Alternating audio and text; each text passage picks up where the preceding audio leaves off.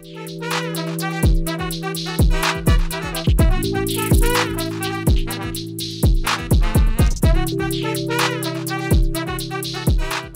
guys, thanks so much for tuning in today to Free Thinking with Montel. And I want you to imagine for just a moment being a parent of an adult child whose American dream was realistically within reach. And imagine that adult child having already achieved decorated service record in the United States Marine Corps, a college degree was within reach, and about to become a homeowner with a promising new career ahead of him. That was the reality for Marine Corps veteran Trevor Reed. At 28, he had accomplished a lot and was on his way to a bright future. Then one night, you receive a panic call from your son's girlfriend that says that he's been arrested and is sitting in a Russian jail. That's been Paula Reed's reality now for almost 479 days, that her son has been wrongfully detained and, quite frankly, mistreated by the Russian government and the U.S. government. Joining me today from Texas is Paula Reed and Trevor's mom, and Taylor Reed, Trevor's sister. Thank you so much, folks, for being with us today. Thank you for having us. Absolutely. Before I get started, I want to make clear to everybody that Trevor Reed is innocent, and that's why I got involved in this case last summer. Trevor was in Russia as a tourist, visiting his girlfriend for the summer, hoping to immerse himself in the Russian language to help with his college degree. Trevor Reed has played by the rules his entire life, and I'm surprised if he's ever even had a speeding ticket. Then one night in Moscow, Trevor was with some friends out, and, he was out partying. And, when he left the party, he needed a little help after drinking just a little too much. And he got sick in a car that he was riding in. Now, the people in the car called for emergency services thinking that they would help Trevor. And instead, once they found out that he was a Marine, and after asking his girlfriend for a cash bribe, the Moscow police, the FSB, and suddenly found him and found Trevor, arrested him, and framed him for a crime he obviously didn't commit. And after a sham trial that took almost a year, Trevor was convicted in spite of clear video evidence, tape evidence, showing that he was not guilty. He was sentenced to 9 years in prison in what Russia is calling a prison camp. Now, like everyone out there, if you can, to go on Trevor's GoFundMe page and chip in, even if it's just $5. The address is www.gofundme.com/free-Trevor-Reed. That's www.gofundme.com/free-Trevor-Reed. And as you're going to hear from the story, the family's bills have been piling up, and they need our help. They need our help today. And, the reason why I definitely got involved was not just because of Trevor's innocence, but I got to tell you, because I get involved when we leave a soldier behind. Trevor served for this country. He served and honorably was discharged from the United States Marine Corps. He put his life on the line protecting our freedom and our democracy.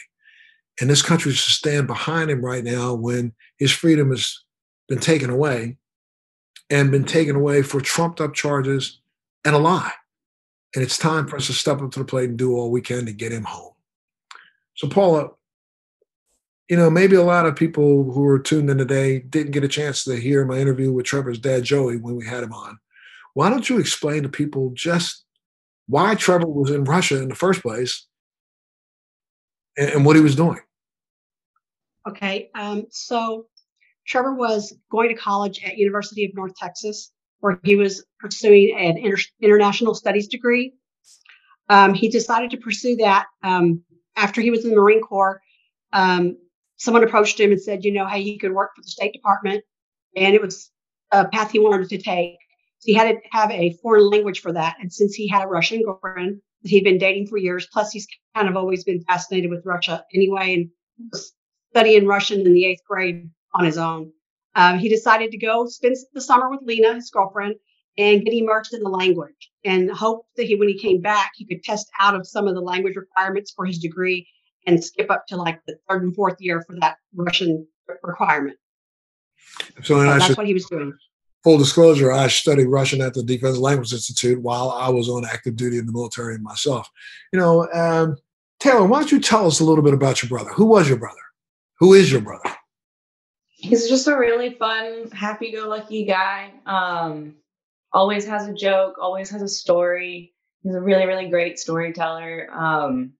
He's an awesome guy. We miss him a lot.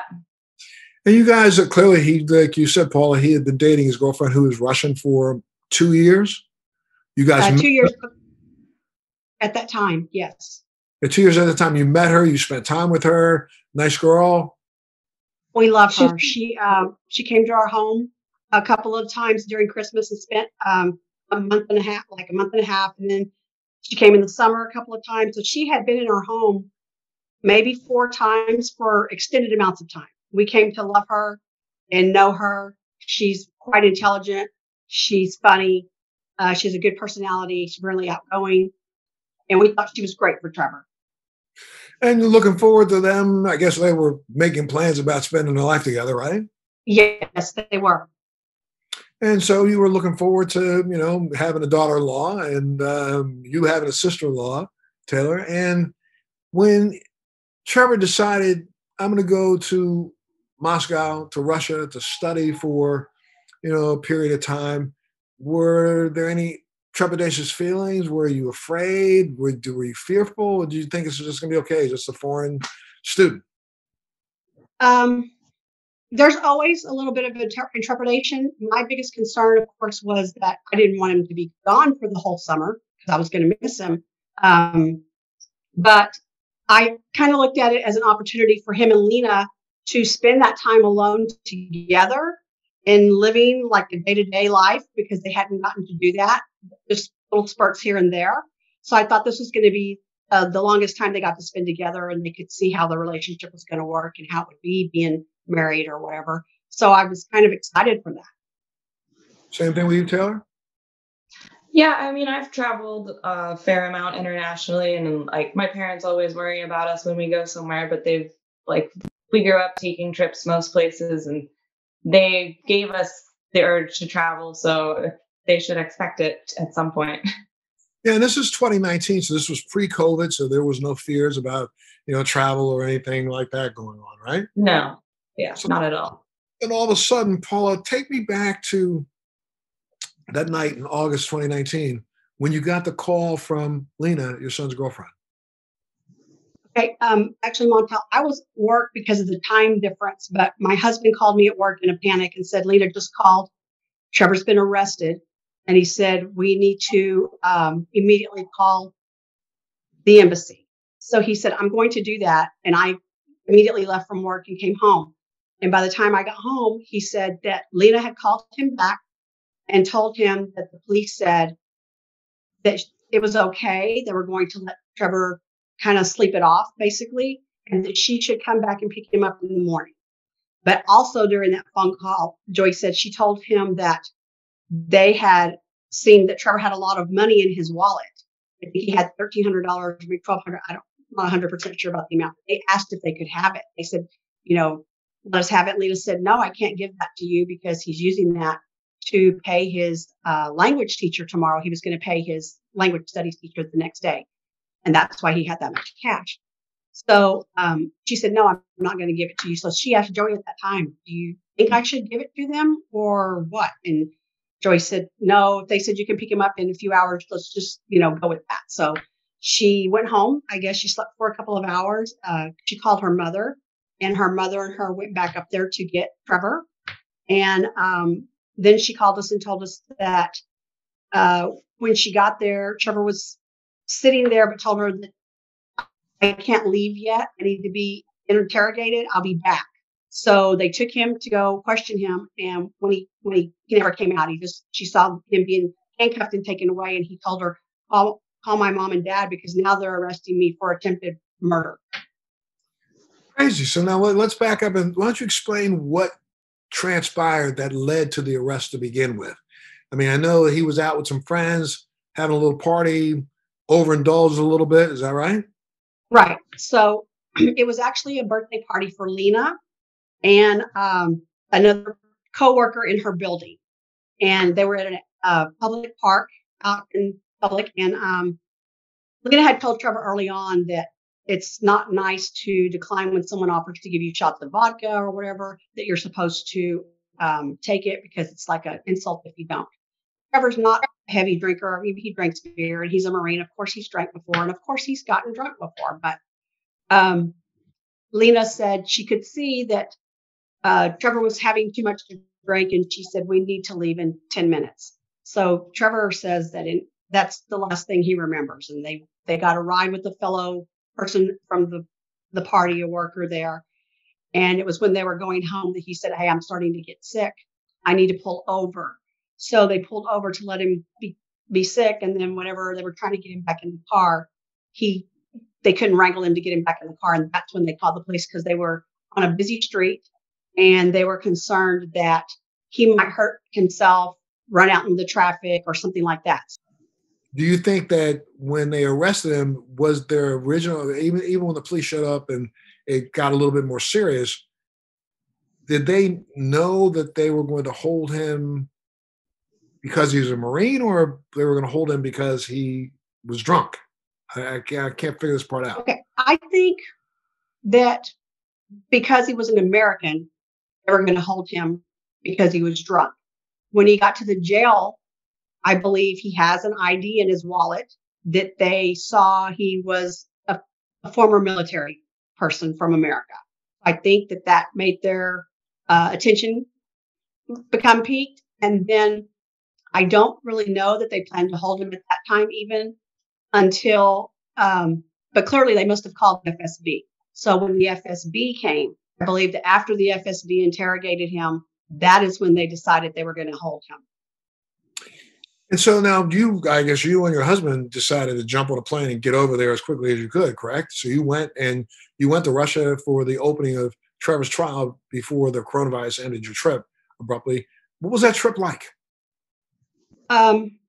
Joey actually went in September. Trevor got arrested in August. Joey went in September trying to see what we could do, get him out. When we realized that it wasn't going to happen, he ended up getting an apartment just to rent there and stay. I stayed here so that I could get documents like powers of attorney and financial assistance and stuff like that to do. And then in March, Taylor and I flew over there. We were anxious for the trial to start. We knew that we had good video evidence of him not doing anything wrong.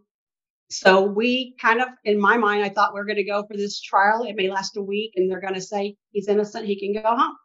And my dream was to come home with him after the trial. But that didn't happen. I mean, I guess they accused him of trying to grab the wheel of the police car, and the police car supposedly swerved, and that's why they called it attempted murder, because they said that he put the lives of the policemen in jeopardy. But you had video from highway recordings that show that the car never swerved. Is that correct? That's correct. Yes, that is correct. And Taylor, when you first got there and you got a chance to talk to your brother, I mean, what did he say to you? His first thing is always just for us not to worry about him and that he's fine and that he can do anything and that he'll be okay. He doesn't want us to worry about him. He didn't remember anything that happened that night, and so initially they let him enter his plea later after he had heard all the evidence, and after hearing all the evidence, he was like, "No, I know I'm innocent. Like this is clearly politically motivated. Like he's got good days and bad days, but he's trying to hang on to the fact that he's innocent and he knows that." And so for you and Paula, the two of you just stayed till after the trial was over. So you were sitting in the courtroom and they're speaking Russian. Neither of you speak Russian, I assume. Right. Correct. That must have been just absolutely crazy, right? It was weird. There were times where we were close enough because Trevor has a translator there at the jail with him and in court with him. And there are times where we were sitting close enough where we could hear her translating, but also like there were a lot of context clues, and a lot of reporters that were in the room that spoke English would tell us a little bit what was going on. But also like a lot of the reporters in the room, and even sometimes the judge, was laughing at the policeman's testimony about what happened. So like we could understand a little bit of what was going on. And I guess the policemen who were doing the testimony changed their story multiple times. Is that correct? Yeah, at least 4 times. And so you must have been shocked when the judge. Well, how long did it take for them the trial to conclude? Um, well, when it first started, it was right at the beginning of COVID. So when Heather and I went, I think it was March 10th was the first day of his trial. And so we got to sit through the whole one day. And then they closed down the jail and the court the next day. So, well, actually, Taylor and I got to see Trevor in jail on March 11th for a couple of hours. And then after that, they closed it. We didn't do anything else. I don't guess they came back until September, whenever after they came out of COVID. And September was when they sentenced him, and that was when they ended the trial. So there was really just a few days of trial, but there was a big lag because everything was closed. So during that COVID shutdown period, Trevor was just in limbo. Yes, he was. And were you getting into? I guess do they assign him his own attorney, or he was attorneyless? No, we got an attorney through Lena, his girlfriend. She is an attorney herself, but she had just graduated from law school in February. And she had worked with some attorneys during her interim segment. And so she got us some attorneys, and we used them. So he had his own attorneys, private attorneys. They're not government. And what was the attorney saying to you during this period where you're being held, or just being kind of held in limbo? What were they saying? That they think this is going to, end smoothly and end, favorably for Trevor, or were they concerned? Well, I think originally they were very optimistic originally. Go ahead, Taylor. With COVID shutting everything down, it was just a really terrible time of like, this has been postponed, this has been postponed, this has been postponed. They kept moving the court date back. And so the attorneys were concerned that we were going to lose what momentum we had because of all of the time in between, and that we would lose media as well from the time in between, because everyone's only talking about COVID for the last 8 months. So then you go back in court that September. Were you shocked when the judge came out and said guilty?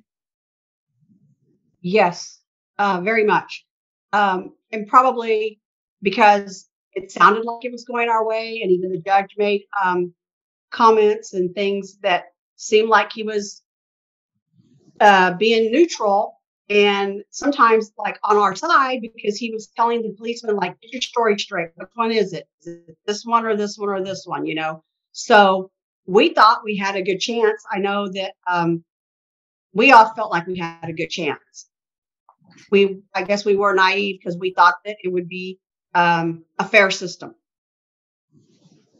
So then when the judge finally, I don't know if they slap a gavel down, but when he finally said guilty, 9 years, I can't imagine what went through your mind. It was very devastating. It was horrible. And because it probably more so because I wasn't there. Joey was there. So I had to hear it from Joey secondhand. And it was horrible. Now, there's an appeal process, correct? Yes, we are appealing. And obviously, we don't think that the appeal is going to change anything. He's probably still going to remain convicted and still have the 9-year sentence. Part of the appeal, the reason for the appeal is because it leaves him at the CISO jail where he's at in Moscow. It doesn't send him to the prison camp yet. Okay, so he'll be there for a period of time. Now, I heard something about he could probably, if he ends up having to serve 7.5 of the 9 years. Yes, because they give him credit for the time that he's been in pre-detention, what they call pre-detention before his trial. And again, this is all because of a drunken driving, a drunk violation, a drinking. Which would have been like a public intoxication situation where maybe you pay a fine and you go home. Something like that. Is Joey still over there now, or is he planning on staying there until Trevor's released? Yes, sir, he is. He plans on staying. He's planning to stay. He's planning to stay through till the appeal starts. maybe, they have 3 phases of appeal. So he's planning to stay at least through the first phase, because I think after that they will be moving Trevor, and he'll be far away from Moscow, and it'll be difficult to go see him. And what do the lawyers think about the opportunity to appeal? I mean, well, first off, what do the lawyers think that if the U.S. government were to release a couple of high-profile Russian that they're holding in the United States, they could probably do a swap for him? Is that right? Well, actually, our attorneys don't even discuss that. They haven't talked to. I don't know that they've talked to Joey about that. They just they are looking at it like legally based on the case in front of them about Trevor, only and about Trevor. They would have a good case to get an appeal accomplished. But because he's an American and because he got sentenced 9 years, they're not so sure that that's going to matter. And Taylor, how's Trevor doing? I mean, do you speak? I saw a video of you reading a letter from him, but do you get a chance to talk to him? Have you spoken to him by phone or anything? I have not. He's been promised phone calls. He just recently started getting those phone calls. It's been over a year, and my mom's finally received 2 phone calls. I haven't gotten a phone call, but I would rather him be able to talk to her. I'm fine corresponding with him by letter. Like I said, he has good days and bad days. We just try to keep telling him that there are a lot of people that love him and miss him and are rooting for him and trying to keep him as positive as possible. Well, Paul, you just recently, speaking of those phone calls, you had a phone call with him that was quite emotional. Why don't you tell us a little bit about it? He's probably going to hate me if I do this, but he, like Taylor said earlier, he always wants to be sure that we're okay. He's always saying, "Mom, I'm fine. Don't worry about me." And he said, "You take care of yourself, and don't ever worry about me." He says that in almost every letter. That's how he ends it and begins almost every letter. So I got a phone call, and he said, "Mom, I only have like 15 minutes." So he said, I might hang up on you or whatever, but, and then he said, and then it started as usual. "I'm okay. Don't worry about me. How are you doing? Tell me what happened. What are you doing for Thanksgiving? I thought about you at Halloween and all this and everything." And then all of a sudden he just said, I said, "Well, Trevor, how are you doing? Are you keeping yourself busy?" I asked him about shower situation, how he gets to work out, stuff like that. And then he just very, just quietly just kind of said, "Mom," he said, I'm doing okay." He said, "I'm just so ready to go home." And, being the mom in me, I think I heard his voice crack, which of course upset me. And he said, he has a lot of people that write him and a lot of people that love him, and he knows that. But he said, it's just hard because he feels like he's wasting his life there. And that when he gets to write anyone back a letter, he has to write it by hand in Russian, and that it takes him all day to do that. And, he shouldn't have to do that because he's innocent, shouldn't be there in the first place. And he just is ready to come home. If he wants to write you a letter, wait, I'm sorry, excuse me, to say that again. If he wants to write you a letter, he has to write it in Russian? Yes. Okay. So here is the way that we get to communicate with him. And I don't know that a lot of people know this. So you have to set up a email account with the jail. You have to be in Russia, and you have to have a Russian bank account number and all that, which Joey is there. Joey has that. So if any family member writes Trevor a letter, obviously it's in English, then Joey uses something to translate it to Russian as close as can be. And then he emails it to Trevor. And then he has to also email a couple of blank pages with it. And it costs like, 50 cents a page or something. And then Trevor gets the letter and he has to read it. It's in Russian. And then when Trevor gets through reading his letter and he wants to respond back to us, he has to write his letter, handwritten letter in Russian. And then they take a picture of it and attach it to an email and email it back to us.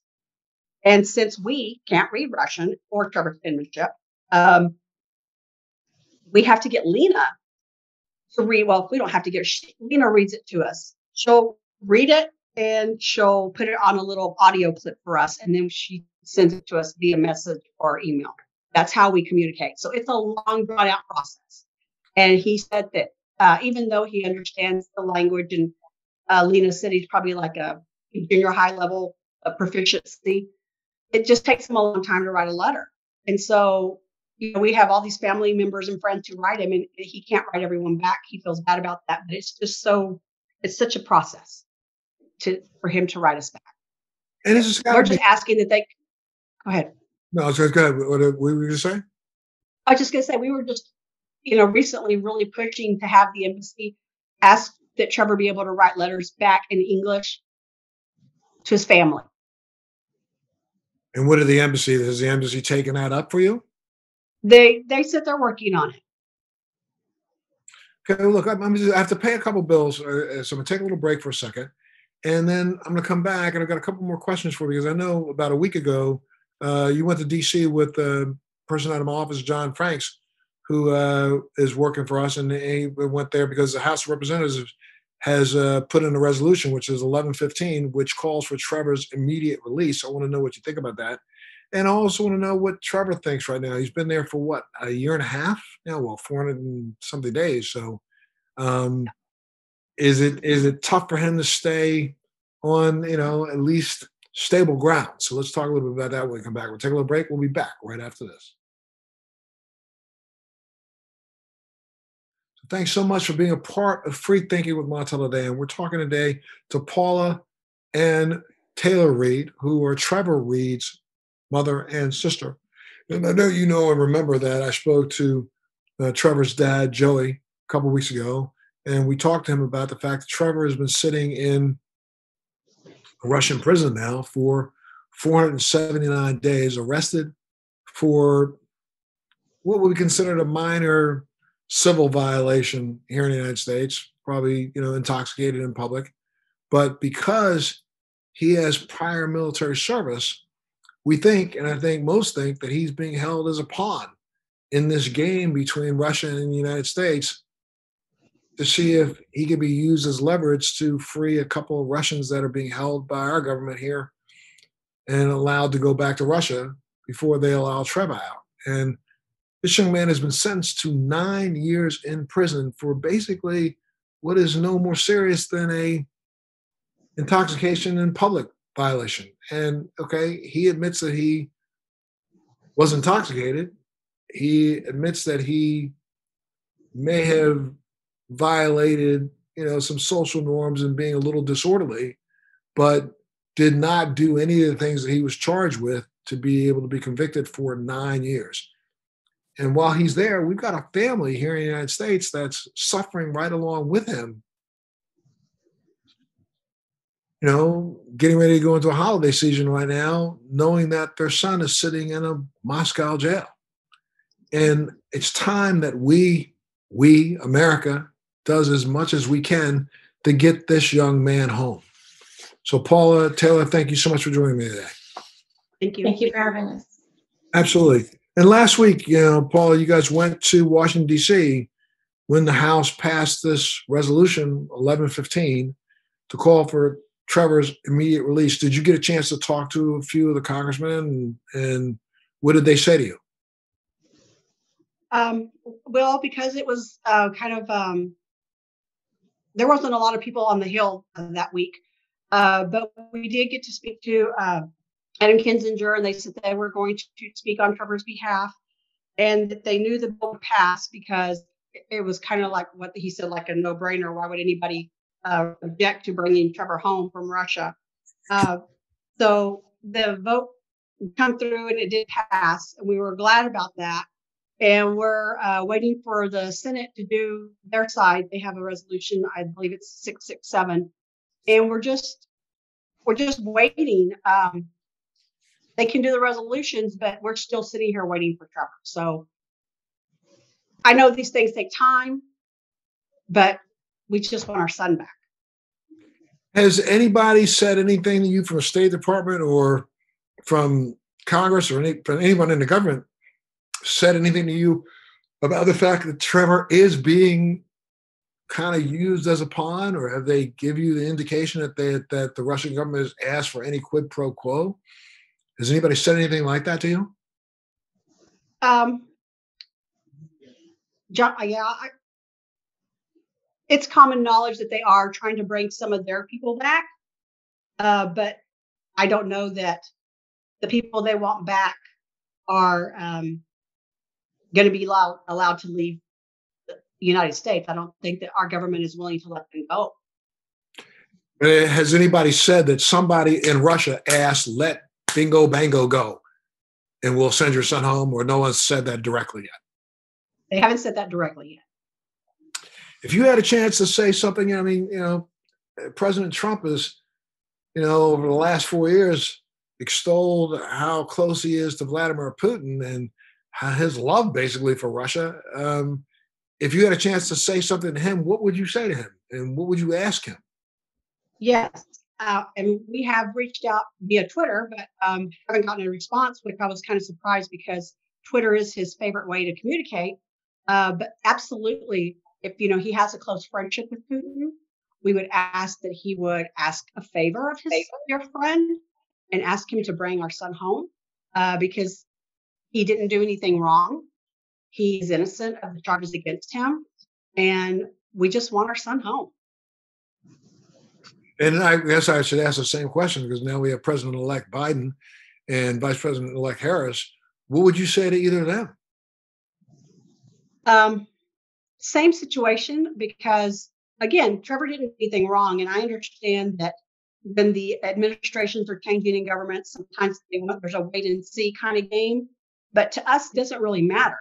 It's all the same. Trevor is in jail for something he didn't do. He doesn't need to be there. He needs to be home with his family in Texas.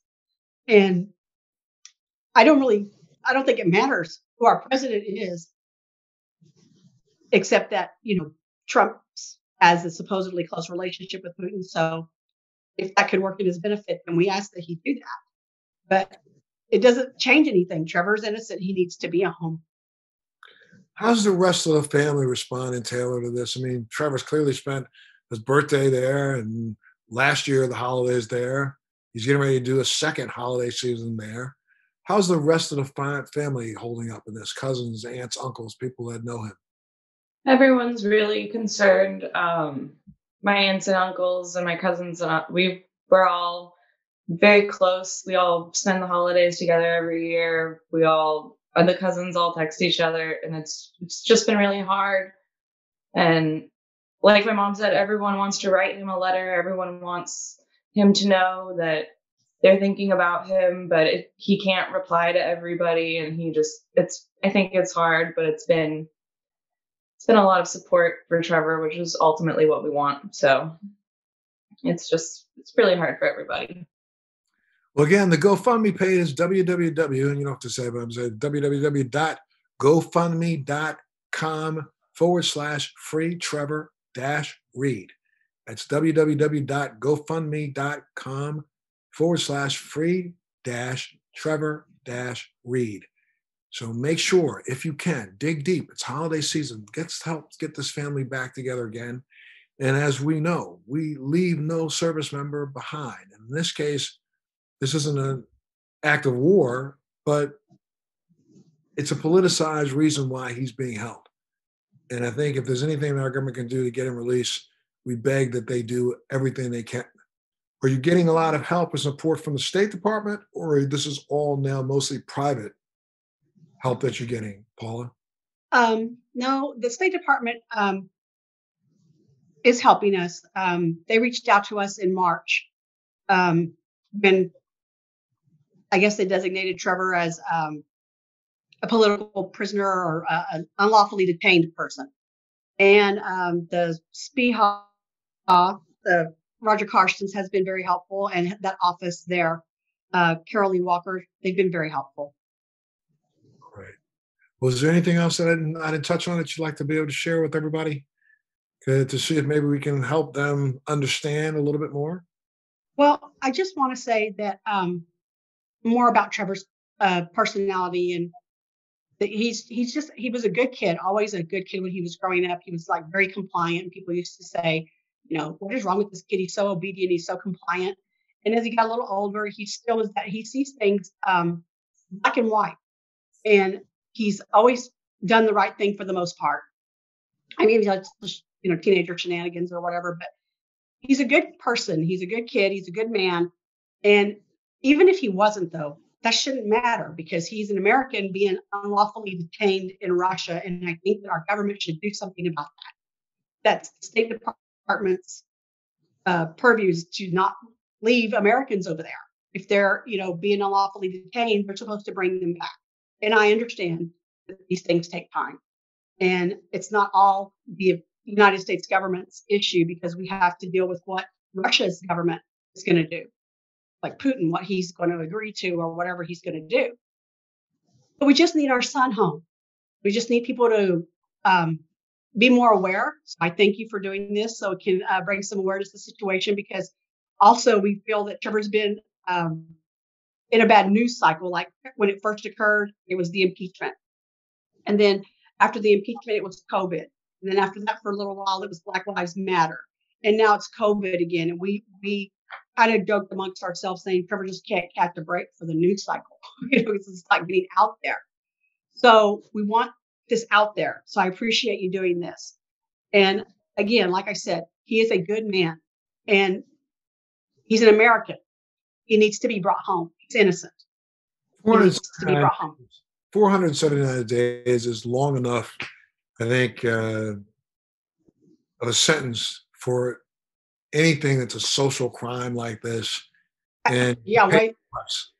Well, and here's the deal, Montel. I don't know. I don't remember this gentleman's name, so I don't want to even try to say it. But there is a famous Russian actor. I don't know if he's a soap opera actor or a like Broadway actor. But anyway, he had a driving while intoxicated accident, and he killed the man. And he was prosecuted and has less time than Trevor. The man is actually dead. He hit with his car, and he had a smaller sentence, a lesser sentence than Trevor did. And that's standard for Russia. Like Trevor's in jail right now with people who murdered people, served an 8-year sentence, got out of jail, murdered somebody else, and is now serving their second 8-year sentence, which is still less time than Trevor got for something that was such a minor infraction. And again, right now, Trevor's being held in what they call a prison camp, but he's soon to be moved. If this appeal doesn't go through, he'll be moved to a location which is a much more serious kind of prison, correct? Well, no, actually, he's being held in the regular, it's the Moscow City Jail, one of the city jails, but what the harsher jail is the prison camp. And that's what they used to do, like hard labor camp that's what he will be moved to after the appeal is done. Insane. I can't wish you any more than I hope the best. And I hope that something happens between now and this holiday and you get a really good Christmas present and Trevor gets home as soon as possible. We're going to try our best to, keep shining a light on this and make people aware. And again, I'm going to say it one more time. I'm going to give out your GoFundMe page, which is www.gofundme.com/free-Trevor-Reed. One more time, www.gofundme.com/free-Trevor-Reed. Give as much as you can right now. This is, of course, a completely ridiculous financial burden on a family that just wants to have their son home. And as an American, we want our son home.